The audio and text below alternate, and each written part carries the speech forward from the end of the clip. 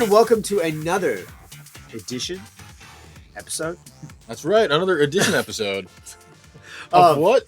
Of Capcom Confidential. I'm one of your hosts, Pete Fabiano. They've already heard that, or we just played it right now. I don't know. That's right. Two, but, yep.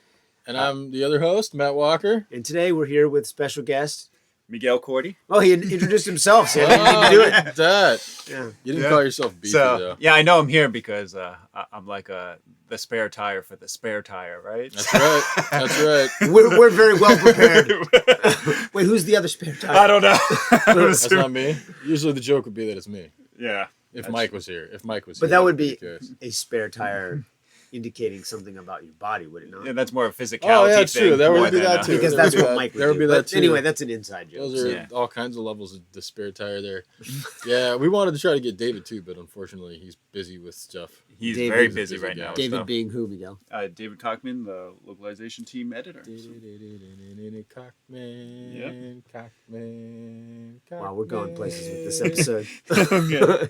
But I don't think they want to hear you singing, Matt. I think people want to hear something else, right? All right. Well, what do they want to hear? What are we going to talk about? Well, they probably already know about what we're going to talk about, but it's a post E3 episode. Post E3 post-mortem, because, man, E3 was super busy, right? You guys are probably super tired from all the E3 updates buzzing your phone off.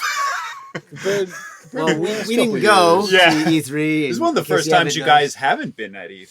It's been a while. Yeah, it's been a while. Since you got a break, you could say, from E3. We did show from Division 1 Resident Evil 5 and 6. That's right. They were in the Nintendo Direct. Yes. Yeah. That's so right. 2 new titles on the Switch. Play some Resident Evil in a mansion. Resident Evil 1 especially. Yeah. You were kind of involved with that. I was. Yeah. I remember seeing that on your screen. Yeah, that's right. In the background, doing stuff, prepping for E3. So even though I wasn't there, still had some. You were still involved in E3 more than me, anyways. Oh no, actually, I guess I was kind of involved. Yeah. RE5 is also the first Capcom title I worked on. Is that right? That's right. Yeah. That's right. Because the first time I saw a picture of you, I was like, they clearly based Chris on this guy. No, That's had Chris. Not what happened, yeah, though. they actually had Chris before I joined Capcom. Just a happy And coincidence. that's why they hired him now. They're like, we need someone. They're like, who's going to model Chris like for us when we need to do a scan on the spur of the moment? Yeah. I guess technically, was that the first title I worked on too? Because I came in 2008. You were already working on it. So. You must have been, Yeah, and then there was Lost Planet 2 happening at the same time. You call it LP2? LP2, yeah. We did call it LP2. that, but Lost Planet works just as well. Yeah, it's true. I guess if I wanted to be technical, the first title I worked on was Ghost Trick, because when I joined my first day, they had the design document for the game and they needed the translation for it. Wow. So that was the very first thing I translated for Capcom. I think that was a wonderful game. We did a lot of great stuff with that, not only on our side, but also just the dev team, of course, was amazing making that. The animations are so good. It's like this lost gem, I think. Yeah. Luckily, the iPhone port was fun too. Yeah. And luckily, I mean, you always want to be technical, so we can include that as your first bit of work there. There you go. Okay, sure. So Miguel's first title was Ghost Trick. There you go, Ghost Trick. That was a cool game. That was right. The puzzles are interesting. The animation was awesome. The art style was really cool. And the first thing about that design document is, like, I was new, like, I want to translate something well, but I was told this is for internal use for our overseas offices, so it doesn't have to be, like, the perfect, most polished thing in the world. I'm like, okay, that's a relief. But then the first thing I find is there's a pun in the name, because they have, in Japanese, toriku, and then it's toritsuku, which means possessed by a ghost. Like, wow! Or to possess. To possess. Yeah, like when a ghost possesses something, it's toritsuku. And I said, I don't know. How can I translate this? That in one sentence, one word? I'm like, so I just kind of glossed over it. Like, I explained the concept, but I'm like, I said, this isn't the game proper, so I don't think there's a need to. Yeah, didn't they have like one of the the Tsu was like highlighted to make blue it or something? Emphasize the fact that it's Ghost Trick. Instead of calling it Ghost Trick, you could have called it, Ghost Toritsuku, and then you could put star editor's note. Toritsuku means possess. And then Kikaku means plan. Yeah. Under that. Because it was a Kikaku show, right? It was. Which means GDD or game design. I think that's what you could have done. Yeah. God, things could have been so much different if you had just done that. It Miguel, would have been so you much know? different. We'd Could be in have a made different place. translating a lot The history of easier. Capcom would have changed. You know, yes, Yeah. the whole history. Here in The 2019, game would things have would be made very so different. much money that we wouldn't be making Resident Evil games now. We'd be making more Ghost Toritsuka games. Because that would be the official name. That would be Exactly. great if the entire document is nothing but asterisks, and then the real translation is all below. Like, Right, it's all footnotes. yeah, Like the footnotes actually take up the entire page. yeah, impossible to read. That would have been great. Yeah, because that never happens now. That never happens Oh, now, never. Miguel. Oh, never. But our big, I guess, since we're talking Capcom, our big game of the show would have been Iceborne, right? Oh, yeah. Yes. You guys are working on that. Yeah, and That's not us. But yeah, we've been working on helping localize all the updates because they've been doing those special videos where Yozo, Oh, yeah.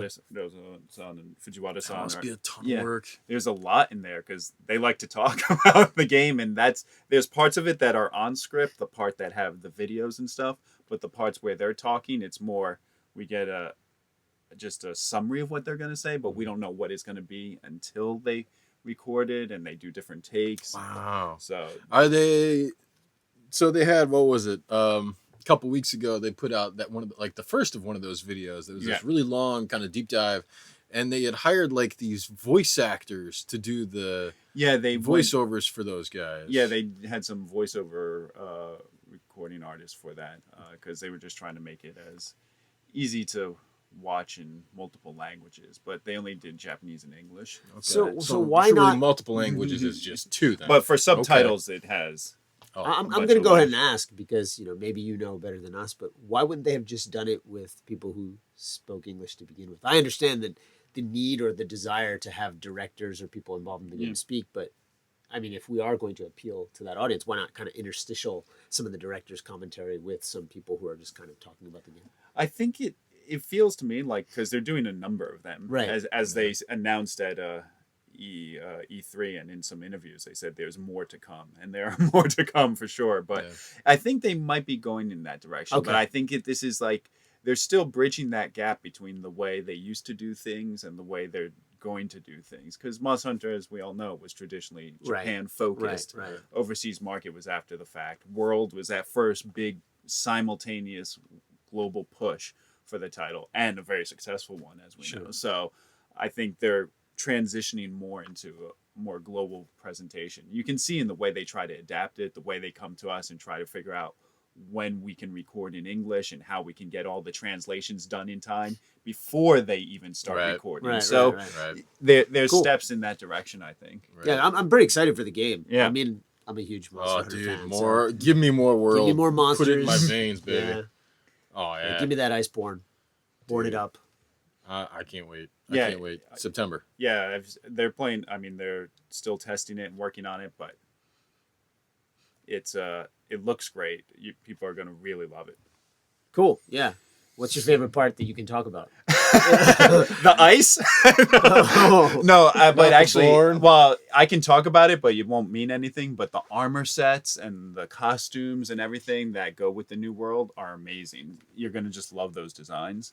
Dude, yeah, and there's so much going on in that game too, man. Yeah. Like it's like just I mean, I don't know, I can't remember actually, I haven't been paying attention, so I don't know how much has been announced, but like David every now and then he's like, come on, Matt, come check out what we got. And it's just like, wow, there's so much stuff There's in so here. many quality of life improvements, and then just some robust ancillary features that just fill out the game world. So it's just more exciting to live in and do stuff. And it's just like, oh, I don't mind just chilling here doing this, even if it's not fighting a monster per se. So they really pulled out all the stops to really make it feel like this is the world where you just inhabit, you do things, and then you go on some quests and fight some big monsters. That's awesome, man. And really all I want to do personally is just fight big monsters. Yeah. So But and level up. But yeah, it's a hallmark of a lot of our designers, especially, and Japanese design in general, is some of those little touches, those little things you see in the background. It's just like, oh yeah, they were thinking of that. Of like, wow, that's right. so.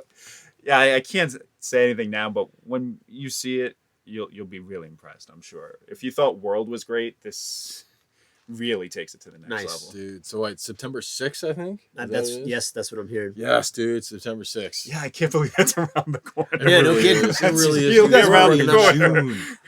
June. Wow, Less than since 3 months. Basically, once World ended, you kind of transitioned right into working on Iceborne. So Yeah. Oh man, yeah. And you had guys that were working on Iceborne and the updates for World. Yeah, at all the same title time, updates, right? right? And we were Dude. working on World, but then we transitioned over to Dev Right, 1. right, so, right. yeah, Yeah, we're kind of removed. So, we're super excited because there's a lot we don't know about now. Oh, yeah. Although we were working a little bit on Iceborne, but we kind of transitioned off. Right. Um, Yeah, man. So that's, I mean, from Capcom, it seems like that was really the big thing. There's that. I know, like, I did think, we talk about anything else there? Was there anything else? not that I've seen. You know, because those were the I'm not two sure if big anything ones. came out of Division 2. No, the big thing was Monster Hunter. Yeah, Monster Hunter was really Iceborne the big and- thing, as far as I can tell. Yeah. You know. It's kind of hard to pay attention to Capcom announcements because they're too busy working on them. Yeah. And Right. actually, I'm thinking like 3 to 8 months Yeah. from now of Right. stuff we're doing Right, that we have right. to be working on. So yeah, I paid more attention to the other companies because that's the only way I can find out what they're working on. Well, that's good because I have had very little time to do E3 research. You know, I've gotten little things here and there. So, what are you guys thinking right now? Now that you've seen a bunch of conferences and whatnot, most of the stuff's out. Well, actually, by the time we air this podcast, Yeah, everything will have Everything come will out. be, yeah. What stands out? Let me say, I think all the third parties or second and first parties, you could say. Microsoft had a great show. Keanu Reeves, you can't top that. But Yeah, Cyberpunk. It's crazy, right? You're But- breathtaking, Miguel. You're I know. breathtaking. No, you're breathtaking. Oh, thank I you. think we're all breathtaking according to him. So. That's awesome. We gotta love the Keanu, and that was genius because he's such part of the zeitgeist and the popular culture Oh, right yeah. now. Yeah. That having him come on stage, it's a huge standout. That was a huge shock. I remember when Microsoft had Slash on stage once for yeah. for Guitar Hero. Yeah, and yeah, then yeah. Paul McCartney, I want to say, was out one I year. think you might be right. Yeah, but Keanu, wow, Well, but he was out there for Cyberpunk. Cyberpunk, yeah, Right. which is really seems. I don't know if it is the game of the show per se, but it's the one that I've seen has generated a lot of Dude, buzz. That's the yeah. one that I'm most excited about. It's I'm Really? You sure about that? It's not a Nintendo game? yeah. I hope we're gonna get into that later. Oh, but, let's hold on. But yeah, just the art design on that, the art direction, and that just phenomenal. I really like what they're doing with Cyberpunk, and it's really generated a conversation around Cyberpunk that I've yeah. never Oh, yeah. really seen before. You know, I'm a big fan of Akira, the manga and the anime, and of course that falls under the Cyberpunk umbrella. But I've never seen a conversation about what is Cyberpunk, what does that mean, and it's cool to see people debate what elements you think you have to have in a Cyberpunk film and things, or book or game or whatever. Blade Runner, of course, is Oh, always yeah. the touchstone for that. Yeah. But yeah. Blade Runner, interesting enough, the book and the movie are very Divergent. divergent in ways. Like the book is very more focused on like certain sci-fi elements. It's more got a Brave New World Right. feel to it Huh. than the movie, where the movie really is like, let's combine crime noir with this Right. sci-fi element and basically give birth to a cyberpunk aesthetic. Is that the name of the book? Do Robots Dream of Electric uh, Sheep or yeah. whatever it's called? And that's Philip K. Dick. So Yeah. yeah, I've never actually read it. Yeah, neither have I. That's interesting. Yeah, I had no idea that it had like a different tone. Yeah, it's completely different. I mean, well, a lot of them, a lot of Stephen King books are completely different in the movie Right, form yeah, too. of course. Well, as they adapted, especially back then, Yeah. there were a lot of. Was any liveries they part did. of the sequel written prior in as a novel or in a book or anything, or is that was that completely made for? That the seems to screen? be completely made. I haven't actually had a chance to see it yet because the only time I've had opportunities to see it were on airplanes. Okay. And everyone said, "Don't watch it on an airplane. Right, right. Watch Because it it's- on a nicer screen." I made that mistake. I started watching it on an airplane, and it really is all about the visuals. So I lost a lot. I just stopped watching because I watched an airplane. I like it a lot. But I had never seen Blade Runner until that Okay. airplane ride, Right. and so I watched Blade Runner and then I watched the sequel, and I was like, seeing them together was freaking awesome. It was really cool. I like the original. So, Although I yeah. didn't appreciate it enough when I was younger. That's another thing, right? But yeah, it's pretty cool that Cyberpunk it's really generated this discussion, about and raising awareness for that whole aesthetic, And I mean, the game itself is going to be freaking amazing, man. Those guys have they know what they're doing. CD Projekt still knows what they're doing. We got friends there. Yeah, we do. We have two of our concept artists have moved on to Poland, and they're CD Projekt Red. So they're doing some awesome stuff. Dude. Yeah.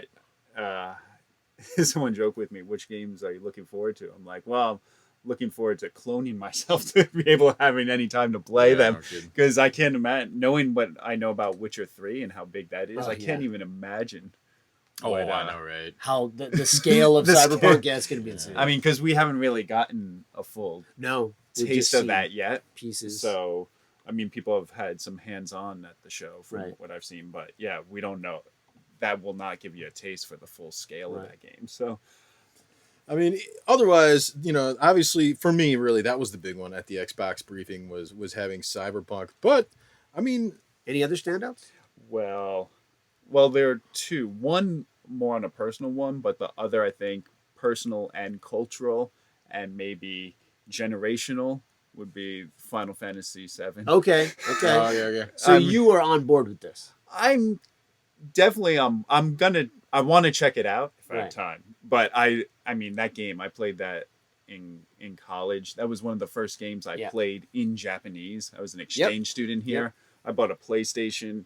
I got that game. My brother, and I'm still learning Japanese, so I could barely understand what to do and things like that. And my brother was in the States, and he went to like some proto game fact site. This was 97 or whatever. And he like copied a walkthrough like for halfway through and like put it text into an email, and I printed it out. It was like 50 pages on the school's computer, and I was comparing it to the Japanese strategy guide and trying to find things. And I remember going through the English walkthrough, and it was like, you have to go to Hobby Village. I'm like, Hobby? And then I looked at the Japanese map, and I'm like, where's Hobby? I can't find Hobby. And then I found Shumimura. Oh, wow. I'm like, oh, Shumi, the Japanese word for hobby, which I had just learned. Right. Oh, it literally is called hobby in Japanese. Wow. I thought hobby, the spelling, I thought it was just the name of a town. The Romanized spelling of whatever the Japanese name was. I didn't know. Okay. So maybe, I think the name was in katakana in Japanese, so maybe it was not meant to be hobby in Japanese. They just used the sound, and the translators thought it was the word. Who knows? But or felt it was appropriate, whatever the case might have been. But yeah, I'm excited. The music, I mean, I think that might have been one of the first game soundtracks I bought. Yeah. Actually. Oh yeah. I might have been with you when we saw that 4-disc CD set, Pete. Yes. Was that in New York and Chinatown? Maybe was in China. No, were we in Japan when we saw that? You know what? I think you're right. We saw it. It was super expensive. Right? It was super expensive. Yeah. Okay. Wait, you had come back to work. I think I still might have been a student. Because I remember because there was a bunch of shops in Chinatown, right? New Yeah. York, that sold a lot of those for a huge markup. Right. And so I can't remember. But this one, we were in Japan. Yeah. And it was like, at first we thought it was a record because You're right. it was the 4 discs in a big box, like the size of an LP. You're right. It was here. Yeah, I said, you were going to school and I was here working. Yeah, and like, well. So you bought that? I bought it. I'm like, I'm going to eat ramen noodles for the next 4 nights. Super expensive. Yeah, but I loved it. It had all the songs I wanted. It has everything on there. Like some of the stuff I didn't need, like just a little song, like when someone jumps over a rock. I'm like, okay, I don't know if I need those 10 notes as their own track, but I do need One Winged Angel. That's for sure. Yeah, that was an awesome song. And for me, I played that game 3 times, and I think I got everything. I got to the point where at Sephiroth, I could put the controller down, and the game, because I had Knights of the Round and Mimic. The mime material. Yeah, you put the control down for 10 minutes. The controller down, and he couldn't even hit me once. But the first time I fought him, it took 2 hours because I was so weak by the time I had gotten to the end and one of the blasts he does on you or something. Oh yeah, the comet that goes. Oh yeah, like the takes planets. off everything but almost. One hit point It's like one hit point. So I kept playing, and I finally beat him, and it was such a. I don't know if it was rewarding or kind of, I don't know, some feeling of elation that I finally beat him. I finally did it. Yeah. But that makes sense. With that, I think, I don't know. I think things have. This is just me speaking personally. I think I'm done. I'm done. I'm not. In terms of RPGs? The new one. No, it's not. I still like RPGs. It's just that I don't think I want to play it again. Yeah. And, the fact that it's going to be serialized, I'm just not on board. I felt that might have been a negative for me, but the more I think about it, I'm like, maybe that's more of a plus for me because I don't have a lot of time. So then I just get a portion. I can focus on it. Yeah. And then when it's I'm like, okay, when it comes out, the continuation comes out in a few months or a year or whatever, I'll be ready. But if I had the whole thing right from I don't know if I'll ever get to the end. But yeah, it is kind of nice these days that there are more experiences where, when you're a busy person, you don't have time. I also don't really, certain games aside, I don't really want to spend 90 hours on a video game, man. Right. I want to like, ideally somewhere between like 10 and 20, maybe even less than that. Although you play Monster Hunter. But that's different because you pick up and put it down, right? Yeah. You can play it on your own terms. Yeah, Something with the story with Monster Hunter is very loose, right? It's not really a plot-driven game like Witcher, right? Right. That would have been my problem with Witcher is like trying to get back not just into the gameplay but the story every time I pick up. So where was I? What I was doing? Right. I mean, I have to rewind my podcast like 30 seconds to a minute to like remember where I was and what I was thinking. Where Monster Hunter, I'm just like, oh, it's just the next quest. Yeah, I can do that. Yep. So Final Fantasy is definitely story driven. Yeah, exactly. So I don't know, like if you drop out for 2 weeks trying to just trying to jump get back into it. Story. That's the thing. Hard. That's the thing, and that's exactly my problem too. Plus, I don't want to spend all my free because I only have a little bit of free time. I'm working all day, and then I'll take care of my kid, and then when she goes to sleep. So basically, for like the 3 hours or so between her going to sleep and me going to bed, that's when I can do whatever I want. Yep. So it's like, all right, well, I'd like to play through this video game, but if it's going to take me 60 hours, I don't want to be spending the next like 6 months playing this game. Yeah, like when I played Uncharted 4, that's how I was doing it because especially my kids were younger and the sleeping thing was a concern, and it took me forever to get to a point where I felt like I was playing the game because especially the front half of the game is loaded with a lot of cutscenes and story and stuff, which is interesting, but I'd watch stuff and I'd only get to play actual gameplay for like 5 minutes and then I'd run out of time and I never felt like I was progressing anywhere in the game. Yeah. Until I had my family was out and I was able to just spend like 2 hours on it. I'm like, okay, now I feel like I'm engaging with this game and the world it's creating. Yep, I feel you, man. I'm also curious though about how I'll react to this story because back when it came out, like story was kind of a new thing in games. Like the cutscenes were great, right? The cutscenes were great. They didn't really talk. It also predates Metal Gear Solid, right?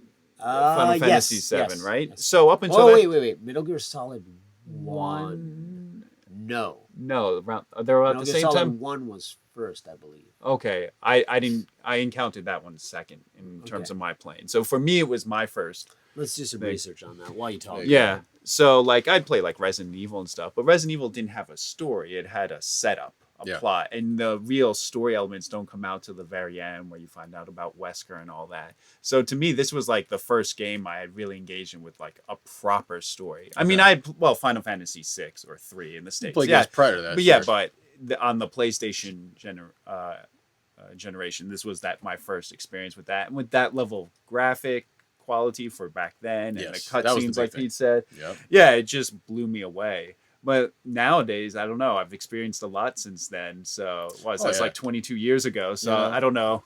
You're correct, Miguel. Final Fantasy came out before. Okay, yeah. So I don't know if I'll be as excited if Aerith hands me a flower in the middle of the street as I was actually, 20 years ago. Do you think that whole fan theory that Aerith was actually supposed to be able to be resurrected is going to be a part of the game? I was curious about that. I would be surprised. That'd be kind of cool. That would be kind of cool if they did do that. I would be surprised if they did that. Yeah, because if they don't, I know who I'm not putting in my party this time. Because I wasted a lot of time trying to level her up back in the day. And spoiler, if you haven't played Final Fantasy VII, I'm going to give you a spoiler warning. Spoiler warning. Yeah. If you haven't played Final Fantasy VII, at the hands of skip forward 30 seconds. And so that was really impactful, right? It was when that first impactful. happened, because you didn't really see that in games. Well, at least not on, not well, on and when console. your party someone in your party dies, it just means they can't continue the fight. Correct. They're Right. still part of the story, Right. and then you just have to find the spells or the Right. potions to revive them. Right. So you can bring them back into the fight and make Right. them. They're part not of gone that. for good. They're not gone. They're still part of the narrative. They just Right. have 0 hits when you enter a random And encounter. don't write in to tell us that Fire Emblem had it or something like that. We know that it existed, but really that was the big game. That was a big one, yeah. Yeah. For whatever reason, I don't know why it felt huge in that, but it definitely felt like a big thing. I think just because Aerith was such a front and center character, and from the promotions and everything. Yes. Like with Final Fantasy, 3 in the States, but we call it 6 now. Right. Like I just remember Final Fantasy as a game being promoted. They didn't promote like Shadow or Terra or all those characters. And a lot of the American ads, it was Mog actually. Yeah, Yeah. right. Yeah, which was cool. I like Mog, but A cute little, they didn't really promote bear him. But thing. Final Fantasy VII was the first one I remember where the characters took front stage in the promotions, if I'm Yeah, that's remembering true. correctly. For Final Fantasy, Like that's true. Barrett and Cloud and Aerith. And I just Tifa, and Tifa. I just Barrett, remember yeah. like the 4 of them. Yeah. And then later on, you'd see Red 13 in the ads and things. Right. And I'm like, Yeah. they that's true. really promoted the That's true. characters. Especially the game magazines. Yeah. and I also really liked those character designs back then too. Yeah. All of them. Yep.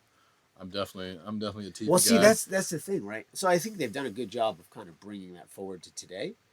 But the story, if you go back now Exactly. and read some of it and play it, you're like the overall themes were great, and that's why. And we often have this discussion how story back in the day was part imagination too, Oh, yeah. because of the limitations of what the tech could It was do. more you're building on the subtext than Exactly. the actual text. right, exactly. And so now with voice and acting and all of that and all of this narrative building, if you had it pretty much the same without really making adjustments, I don't think it's going to resonate the same way. And maybe it will with fans. I don't know. And that's the thing, right? I mean, basically, storytelling in games has made leaps and bounds Right. since 1997 or whatever Right. that was, right? And we're seeing that they have this amazing challenge here. Yes. How are they going to adapt Right. to the current environment? And I've already read a couple different articles where the approach that they're taking, some people, at least in these really limited previews, I've seen some people that talk about one specific scene where they fleshed out a lot of the stuff. They fleshed out a lot of the conversations. They have like Biggs and Wedge or whoever, like the kind of throwaway characters Star from the Wars beginning. characters. Those characters like have all these lines now, and Really? they have. So you guys might remember there was this back and forth between Barrett and Cloud, where Barrett's like, Cloud, the world is dying, the Earth is dying, or whatever it is. Right. The Earth can't you hear it crying? And in the original game, Cloud probably just has like the dots. 10, Yeah. the dots, right? Like he just doesn't respond. This time he goes, "Can you really hear the Earth crying?" And Barrett says, "Yeah, man." And he goes, "Get help." Okay. So, nice. They're right- self-referential and making fun of So them. I saw one Interesting. article that talked about how they love that, how Okay. they love how they kind of fleshed that out, and the humor hit really well. Right. Another article where That still keeps him with Cloud, because the whole point of Cloud was he's partial amnesiac, and Right. he's actually- kind of be the cipher because he's supposed to Yeah. be the player Right. character kind of thing. But so this still keeps him kind of apathetic. He doesn't come down on one side or the other with those lines of dialogue. Right. It still keeps him kind of aloof right from the whole thing. Yeah, totally. So that works really well. But then I see another article that talked about the exact same back and forth, and they go into talking about how Barrett swears a lot, essentially. Yeah. And Well, because in the original, he He was kinda the had only a one rough- who did, right? Yeah, rough. I was talking. surprised. Was he Osaka Ben in Japanese? I can't remember. I remember, actually. but he Yeah. spoke in a surprised. rough, like a gruff and rough way. right. Yeah. He's very kind of. And this other article mentioning that they feel like it felt forced. It feels like it's the people that are writing the dialogue trying to appeal to like to be crass, essentially, for the sake of being Okay. crass. So you're already seeing people with differing opinions, Right. and that's Yeah. I mean that's just what's gonna happen. I 'cause think it's super nostalgia is hard. tough, right? Yeah, Nostalgia's hard. I mean, Writing is hard. to that, I mean, looking at something out of context is very hard. I've seen Yes. people take Yeah, like sure. clips from the show The Wire or Breaking Bad and put them out of context on YouTube. Yeah. And if you just watch that one scene, you're like, oh, this show was kind of terrible. But no, The Wire was a good show, but you have to watch it in series. It's considered one of the best ever. But when you take something out of context like that and just hyper analyze it like that, I don't think it's going to live up to the promise of what the whole game is trying to offer. You know, and it's really difficult. I mean, this is something that we're constantly talking about over here, but Japanese companies or any company basically that's not really Western focused has it really hard because basically we're all trying to hit the biggest audience, which is the Western audience. And from a storytelling perspective, you're going up against like stuff like The Last of Us, you know, you're talking about narratively focused. Yeah, in terms of narrative, right? Like games like The Last of Us, where these games, they have put so much effort into, first of all, they have amazing writers, but then they also put so much effort into filming the scenes again and again and again, and they'll refilm it if they have to, so that they can get the right scene, get with the right acting, so that it really hits in the context of that game. Well, I think we're going down a deep rabbit hole here, but I mean, yes, are you making a narratively driven game? Are you making more of an action game where the story can be kind of, I hesitate to say secondary, but kind of like something that kind of fills the holes so it helps you to progress? You know, it really depends. And then how does it fit with the player? Because the player is the one who's going to have to actually sit down and feel something from the game and have it tell you something. Like I'm playing Sekiro right now, and I'm playing it in Japanese, but the text is in English, so it's easier for me to understand because even though I come home tired, I don't want to play the game in Japanese, even though the voice is in Japanese, and they speak old Japanese, right? Oh yeah, that's so there's that added bonus. But my wife is alongside me, and she really likes the dialogue. She's like, "Wow, this is really the Japanese is actually interesting." Nice. And normally she's very critical of that sort of stuff. So that was interesting. But for me, it's less about the story and more about me going in and killing a bunch of guys, assassinating them and whatnot. So it really kind of depends on the player too, what type of game it is, what it's trying to accomplish. But yeah, to your point, when you're going up against the top players in terms of narrative, there's a huge challenge there. Well, it's going to kind of happen that people are going to kind of compare your game, your narrative to something like that because they've seen an experience like that now, right? Back in the late 90s, like Resident Evil was considered a B movie. Well, part of that is because that's really, the best that they could do at the time with the resources that they had. But part of that is because when people see that kind of performance, that's the first thing that comes to their mind. The context at the time was that kind of acting is B movie. And that works really well with horror, right? Nowadays, the context for video games is so much broader.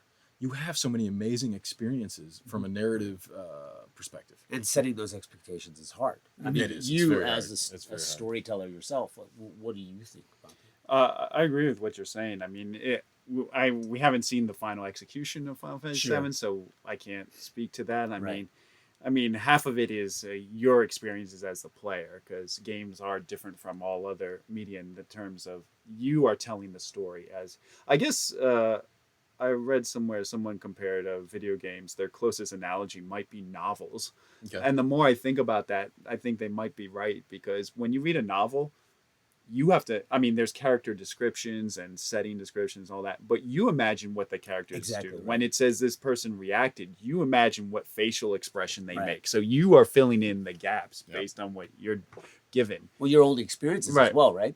And then with the game as well, it's all about how you play the game and choose to engage with it.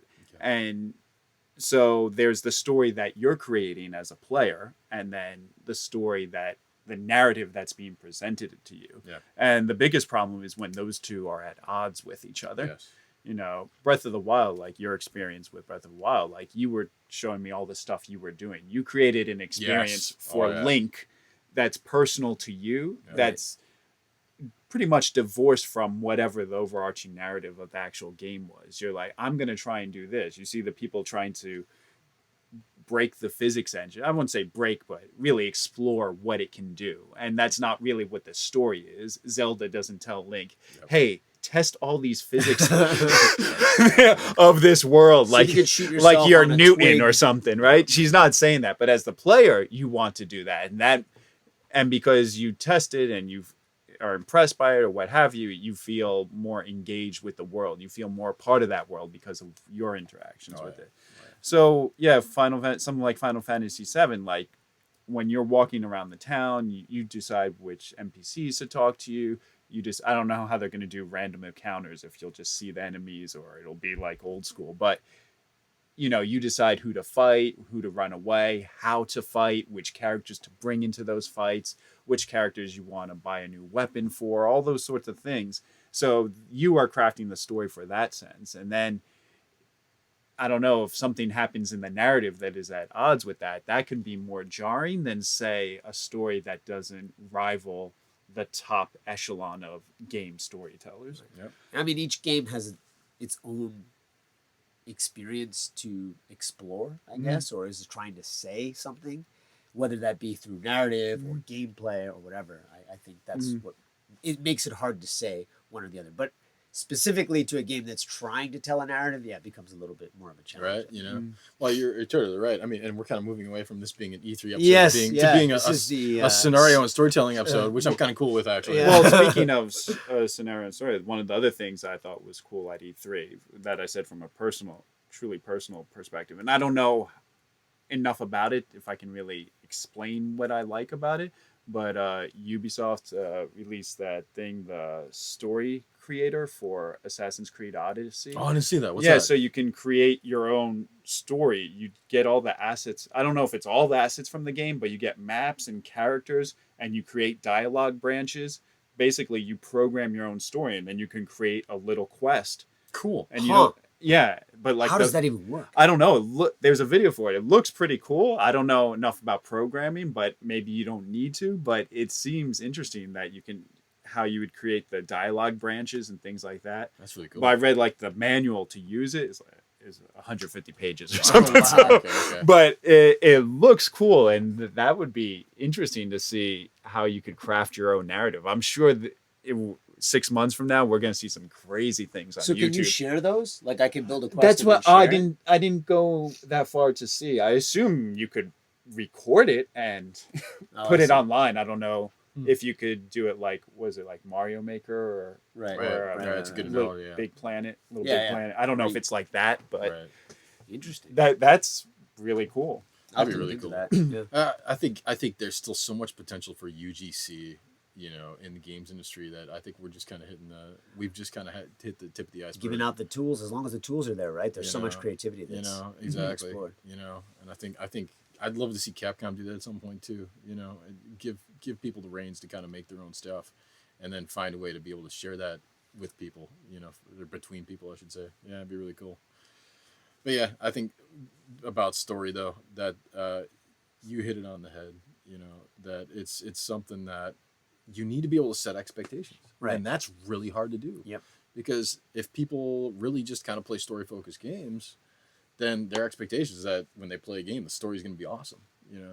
But there's also different types of story. And since we're deeply entrenched we're deep in the story now. You go to see Predator not so much for the story, but for the action. That's true. Right? That's so true. There are different things for different people. There are different experiences to be had, and that's all something to take into account too. You don't go to Predator and think you're going to be listening to a rendition of War and Peace. Actually, that would be really boring. But what I'm saying is you're not getting that level of narrative. You're not getting that level of story. That's why I'm really curious. I can't wait to see the third John Wick movie, because it's going to be nothing but balls to the wall action and some great cinematography and shots and everything. But I also heard this is the one that really plays up the lore of the world of the assassins. Okay. So, and I even saw some people recommending, don't see John Wick 3 if you haven't seen the first two. Really? Okay. So I don't know. Pencil. Yeah, more pencil, but more about like that world, like that hotel and all the assassins guilds and all that. So I don't know. That's interesting. So I don't know what to think of that, because I haven't seen it. But from what I understand, everyone who's seen the movie really likes it. Yeah. But the first two were really good, right? Yeah. But they were good because of the action, the mystery behind it, the intrigue, that sort of stuff. Yeah, but this one is really focused on, I guess, the plot machine really revolves around the lore of that world in some ways. So it'll be interesting to see how that culminates in a film. Yeah, but of course, no release date in Japan yet. So don't know when that's coming You'll here. probably Really? get it No first release on date. Netflix. Yeah, I could order the Blu-ray off Amazon before we could see it here, probably. So, Oh man, that's rough, man.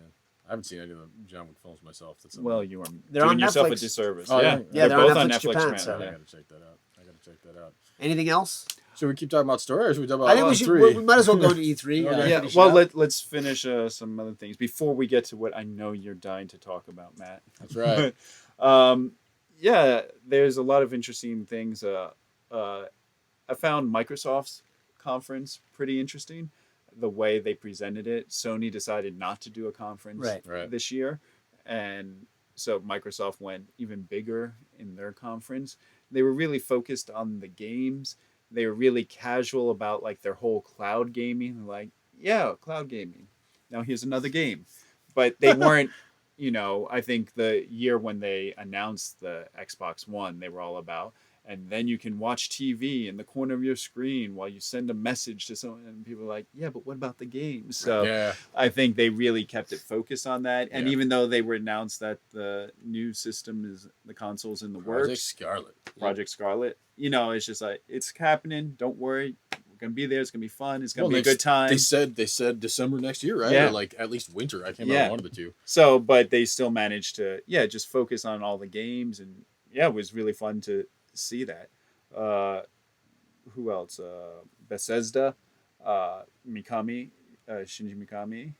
Former Ghostwire. Capcom I think alum. Ghostwire looks really cool. Yeah, that looks man. interesting. I Yeah. don't know much about the game. I don't know much about the game, but the trailer. I like the I love concept. that they set it in Japan. I think modern day Japan, I think that's we are great. overdue for a horror game set in Yeah, Japan. yeah. Like, I love that they added some of the mythology, the Japanese, because that's what they're going to Right, know. right, Right, exactly. They're going to know that better than anybody. Yeah, they're like more yokai, right? Yeah. Yeah. I thought that was really cool, and like, just the whole concept seemed really cool to me. Yeah. Obviously, the internet loves what's her name, Ikumi Nakamura. Was that? I Is think. that her yeah, name? Nakamura. Now, I saw something. I might, and this may be wrong. I saw something that explained like what she's worked on, and like obviously, and it was like Okami and like stuff that made sense to me. But then like Street Fighter V was one of the things. So She might have been here. she may have actually 'cause, worked here, and I don't know. I know she worked on Okami. No, she was here. Okay. Oh, really? Yeah. She's okay, an alumnus. She is an alumnus, I and like then that, yeah. she went to platinum after that. Right, When that's all I the knew. Okay, when all the okay. Clover people left. Yeah, she So was she one. was Clover. Okay, Yeah, that and makes then sense. when But Street Fighter V, we're talking. well, because that was in the works. That was almost. No, when Nah. Clover happened though, Street Fighter V was Nah, no, that no, was still it was way in the before, works. dude. Yeah, because when I came here, Clover Nah. was on their way out. Nah. They were doing the pre-production doing four design. then. I don't know if she. Oh, not 5. You said 5. Dude. I'm talking. I thought you said 5. 4. Yeah, I'm I was talking like, how four. is that even possible? No, 4 Nah. would have been possible. Right, 4, yeah. yes. 4 4 really over. Four was happening. Yeah, because that had a long Right, 4, it makes sense to me. pre-production If- tail yeah. to get that to where it had. Maybe to be. she was doing animation externally or something. I wonder. I don't That's know. possible. I don't know. That's something that I'd love to look into. Oh, but, I I didn't don't- know about that, but yeah, Well, I don't know what her role was back then, so I'm not sure. she was still an artist. Yeah. Up until So not an animator. yeah, and Yeah. then she moved up. She was an art director, like a platinum with Bayonetta and Okay. all that. okay. That yeah, I- cool. I had Yeah. heard of, yeah. Cool, man. Yeah, she's been, and and then she's with Mikami now.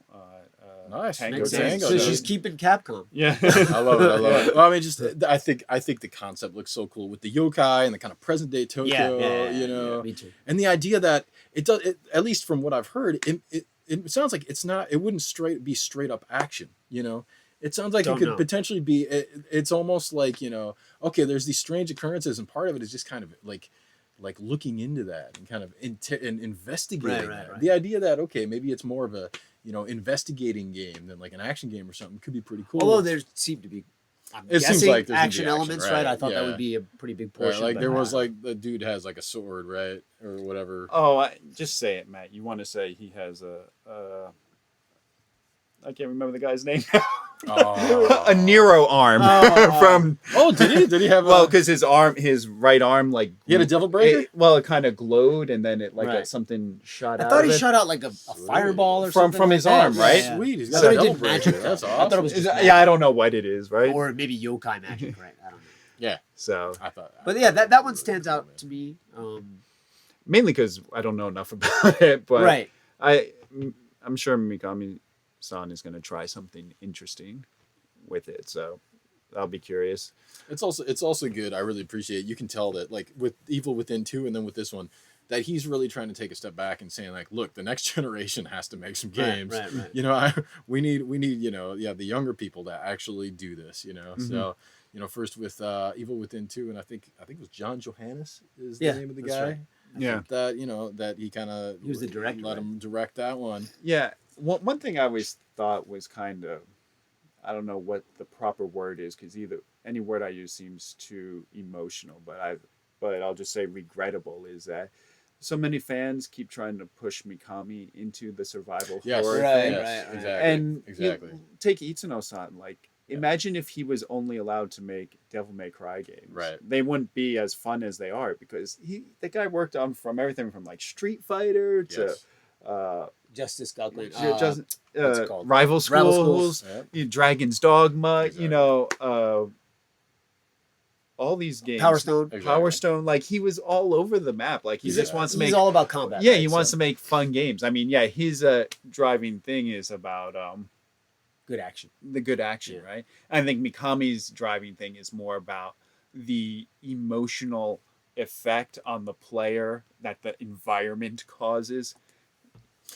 But it doesn't have to be a survival horror to, elicit that emotion from the player. And based on stuff I've heard from people internally, it sounds like Mikami-san has an amazing knack for being able to look at a project and go, okay, like here's kind of what's wrong with it. Here's what we can do to improve it and make it something that could be really amazing. And that's the stories are that's kind of happened. One of the things that happened with RA4, he's the one that said like, we're going to pull the camera back behind the character and do that kind of iconic, over the shoulder view, from what I've heard anyways, among other things.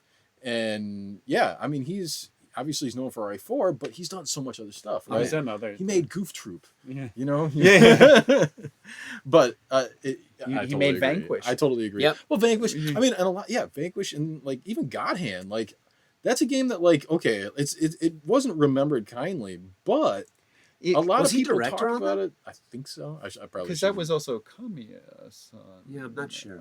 We'll have to look up the Wikipedia later, but yeah, God Hand is a good example. If he was involved, I mean, just it didn't do the things I think they had intended, but it's an interesting piece. Like they were trying to think outside the box. What can we do that we haven't seen before? Yeah.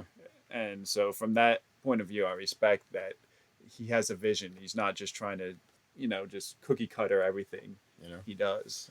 And yeah, I think it's clear that a lot of people want him to make RA4 again and again and again because that's what they remember him for. But yeah, he could probably do some amazing stuff if he was able to step outside of that box and go, okay, I'm gonna make whatever I want, or I'm gonna help direct or lead a team to make something brand new. What he's doing, right? That's great. Yeah, that's great, man.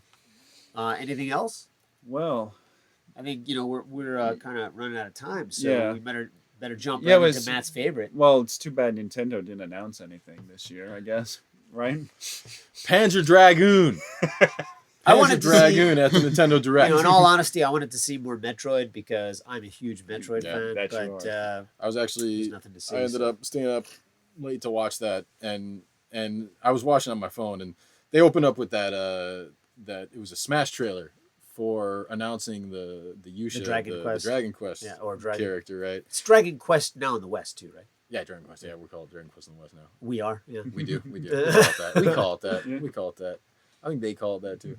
And the first thing they show in that trailer was like it's this like black eyeball-y thing that is actually in like the story mode of Smash. Right. And for a split second I saw that, I was like, oh damn, this is Metroid, because it was like a creature, right? Right. Like, oh snap, we're gonna see Metroid from the beginning. Yeah, they got it coming. And then it was the Yusha, which was cool. Like, the hero. I thought that was pretty cool. I haven't bought any of the Smash DLC yet, but I think I'm gonna get it for that. I'll wait for the deluxe edition to include everything, and then maybe I'll buy it. That's a good idea. But yeah, dude, Panzer Dragon. You seem to be really hot on this. Well, here's the thing. I've never played any of the Panzer Dragon games. I wonder if you guys have. I think was it on the Saturn, the original? Yeah. Saturn, yeah. I think I had it. It was fun. I enjoyed it. Yeah, I mean, back in the day. That's like a cult thing that like there's like an audience that they love made those the games to death. one. Was it Xbox? There Xbox was like 360, was it a new or or a X1? port? They made a new one. Oh yeah. But Wasn't there one on the Dreamcast, or am I imagining that? I think there was one on the Orta? Dreamcast too. Was that yeah. it? Orta? I Or was that remember Xbox? playing one on the Dreamcast, but We're I getting don't. confused. Yeah. To see where Because we're old.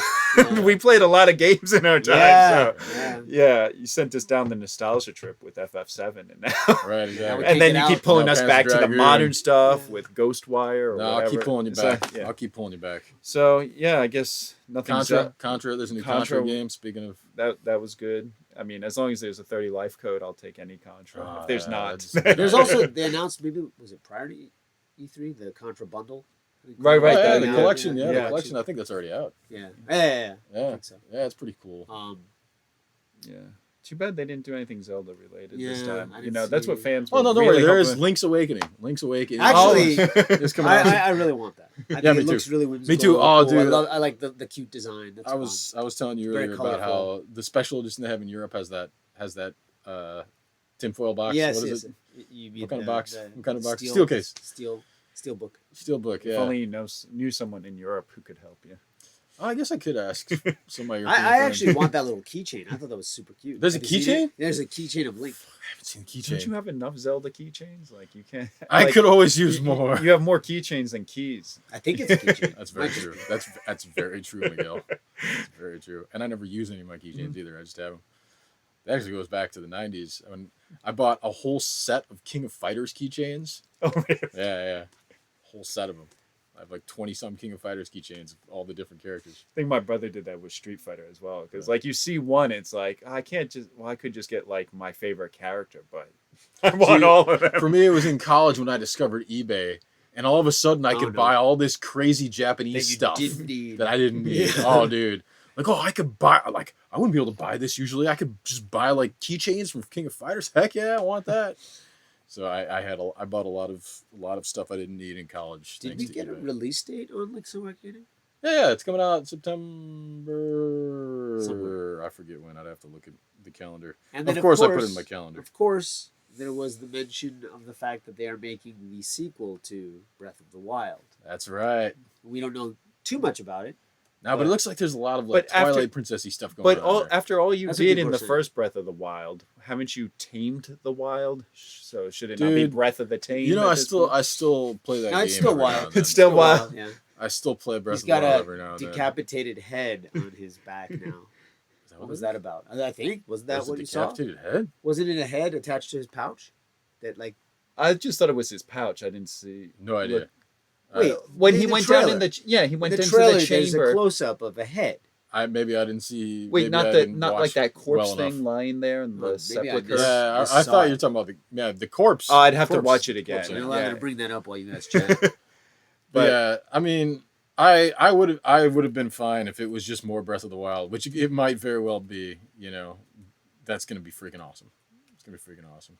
I will say I'm actually a little disappointed just because I don't know how they could possibly do anything better than Breath of the Wild. I don't know how.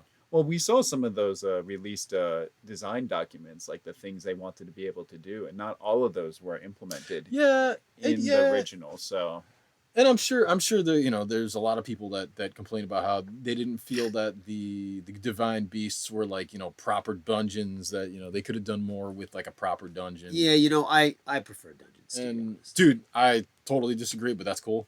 You don't prefer Dude, dungeons. I think the shrines are freaking amazing.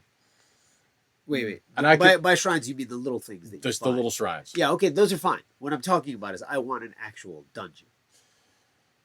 Fine, but I just the shrines were so great to me because of the fact that I think you guys are right. I thought this was like some head oh no, attached to his. that's like a corpse. right, Oh. yeah. That's like a corpse. And the theory on the internet is that that's Ganon. That's like Ganon's corpse. Right. Okay. And a lot of people keep pointing at that and going, look, here's this similarity between that and Twilight Princess, this and Twilight Princess. I'm See, gonna this go is what with- I get for watching it, having no time and watching a trailer over someone's shoulder. Yeah. Oh, yeah. I think it's actually not Ganon's corpse. I think it's a message from the future, and that's your desiccated corpse because you've forgotten to eat because you played that game for 300 That's hours. probably that's what's straight. gonna Matt. happen. dude. That's what's Matt's gonna corpse happen. at the end of the game. But one of the theories too is that they show this artwork from inside the game of like the battle that happened hundreds of years ago or whatever, and the battle of the hero in that the hero looks very much like like the way that Ganon kind of looks here. Mm-hmm. So. Well, you mean the shadow, the silhouette? There's a silhouette right before that. No, not I know what you're talking about with the that some thing, people right? think look at is that. You happen to demise. get right there. Yeah, I know. That's Pull it pretty up. good.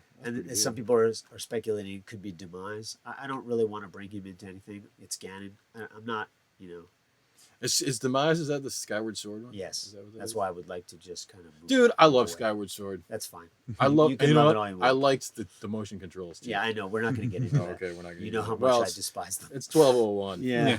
So maybe it's time to wrap it up either way. Yeah. So I guess the big takeaway from E3 this year, there are too many games coming out in the next 12 months. Definitely too many to talk about in like 50 minutes. Yeah. That's for sure. But we didn't That's even true. touch on Avengers. Oh, We didn't yeah. touch on Oh, Secret yeah. of Mana. Secret of Mana? I know. I Like, know. man.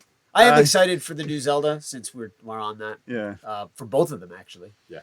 So looking forward to, I mean, Nintendo always does great stuff with Zelda. Dude, yeah. But yeah, I mean, we could sit here and talk for another 2, 3, 4 hours. Yeah. And, maybe if people want to hear us rattle on further, we could do that in the next podcast, but it'll be a bit old then. We'll see what happens. Next see what year, happens. we do a podcast for each day of E3. Oh, sure. There- If we have the time. we have the time Yeah. or the energy. There you go. Yeah. Sure. Okay. All right. Well, Pete, where can people find us online?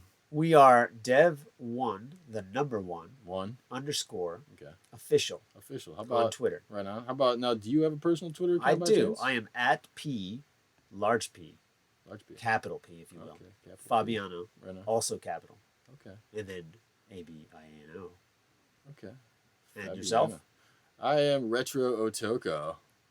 Beefy. I am at Miguel E. Corti. That's not Beefy. Very, No. very good. Very, very, separated from your real name. Yeah. Very divorced from Yes, my very real divorced. name. But yeah, so thanks for listening. As always, please tell your friends, subscribe, do all that jazz. It really helps us out and it encourages us to do more. You never know if we kind of fall out of favor. We're just gonna have to end this, and we don't really want to do that. We want to keep this like going. the Buying a Commando podcast. Yeah. God bless it. Yeah. So thanks a lot. We could have gone way more into E3, but hope you like the show and give us some feedback. Speak soon.